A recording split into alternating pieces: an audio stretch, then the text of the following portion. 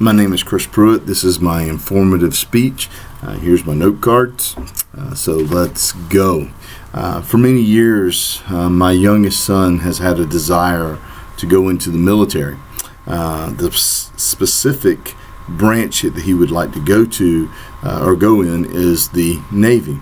Now, his desire is not just to go into the Navy, but his desire is to become a Navy SEAL.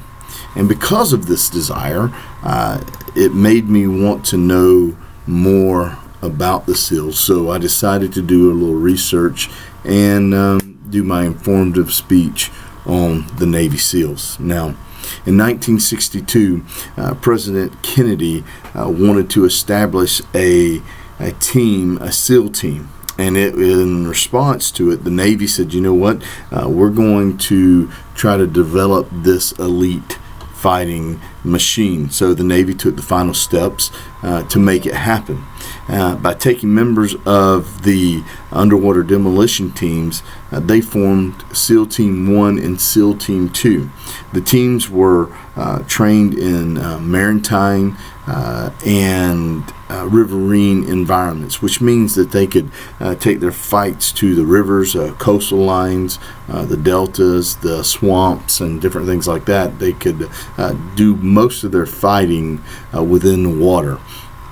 Now, since the beginning of the SEALs, they've come a long way. The SEALs acronym actually means sea, air, and land. So they are trained to perform missions not just in the water, but they are trained to perform missions on land just as well. Now, they do a lot of training in the scorching deserts of Iraq. They do training in the freezing Arctic. They do training in the jungle. They also do training in the mountains of Afghanistan, where they're able to attack and go in any form or any place at any time. So it doesn't matter what position they're in. They can attack from anywhere that they can get to, basically. But the history of the SEALs is not actually, it didn't actually start in 1962. It actually started way back in the 1940s. And during World War II, the Army Scouts and Navy Raiders were brought together to develop what was called an underwater demolition team. Now, these guys were better known as frogmen. And as the frogmen, or underwater demolition team, and the motor torpedo squad, their missions were very unique. They were mainly had fins, a mask, a bathing suit, and a knife, and something to ride on. And so they would go in and do recon and look for intelligence and stuff, and look for mines and anything that would be in the way of doing battle where they were going. Now, this was very important in 1944 during World War II, fighting the Germans. The Germans would set up nets and cables and different things, and the UDTs, these guys would go in and they would cut the cables, cut the nets. They would find any kind of mines or anything that were there. They would take care of those. And then they would also have to, the Germans built these things that were developed to, like, cross beams made out of metal, that as the ships were coming in, what they would do is they would ram these ships, and or they would ram these obstructions, and the ships would be destroyed and they would sink. So the UDTs, the frogmen, would go in, and what they would do is explode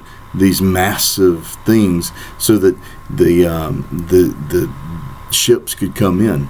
Now, this played a huge role in the demolition of those things, because 175 members of the UDTs, the frogmen, came in and cleared the way for us to be able to raid the beach of Normandy. Now, that, to me, that's pretty cool, that 175 of these men cleared the way for our allies to get in there to raid the beach of Normandy. Now, 37 of these guys were only 37 of them were killed, and that's a pretty high number. But then again, these guys were killed by enemy fire. They weren't killed from doing their job of the explosive and all these different things.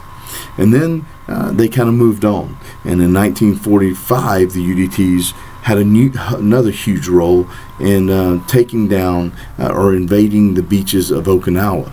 Now, what they did, they sent 1,000 members of the UDTs in to clear the way into recon, look for the intelligence, and clear the paths for 450,000 Army men and Marines to go in and to raid Okinawa. Now, during the Vietnam War is kind of where Kennedy had brought the SEALs to a whole new level. Now, as he brought them to a whole new level, as they started their training, they were brand new in the Vietnam War in this elite fighting combat way. And so these forces were brought there, and as they arrived, they were basically training the South Vietnamese armies so that they could fight against the Viet Cong. Well, after a period of time, the SEALs kind of got bored. And so what they did is they made up these 12-men SEAL teams, and they would rotate and they would go out and do different kind of training exercises, and they would go out and do different kind of missions. Well, what part of these missions were they would go out and they would ambush the Viet Cong. They would do hit and run raids where they would get in and get out as quick as possible.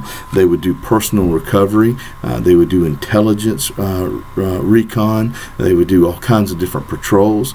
And see, the Viet Cong at this point in time, they weren't afraid of a lot, but they were afraid of the Navy SEALs, and they started calling them the SEALs. They would call them the men with green faces. Now, what this was called, or what they called them that for, was because they would paint their faces green, black, and all the different colors. This is, at this point in time, is when the camouflage paint came into play, and so they would call them men with the green faces. Now, the SEALs have been used for many more missions other than these things as history goes on, and many of us know it. They were used in the invasion of Grenada in 1983. They were used to capture Manuel Noriega in 1989. They were also used in Operation Desert Shield and Desert Storm in 1991. To one of the most famous operations of all time, Operation Red Wings, which was in 2005. Now, you may say, what was Operation Red Wings? How many of you have ever seen the movie Lone Survivor? Now, Lone Survivor was about 4 SEALs who were up in the mountains of Afghanistan looking for a Taliban leader. Now, during this time, during they had ran across some goat herders. Now, they captured these goat herders and decided that they would let them go. And these goat herders ran down the hill and got the Taliban and brought them back. And they had this major fight. And they had one lone survivor. And his name was Marcus Luttrell, Petty Officer Marcus Luttrell. And so he wrote a book, Lone Survivor, and he there was a movie, Lone Survivor. And then you have Lieutenant Michael Murphy, who received the Medal of Honor for his heroics of trying to save his team.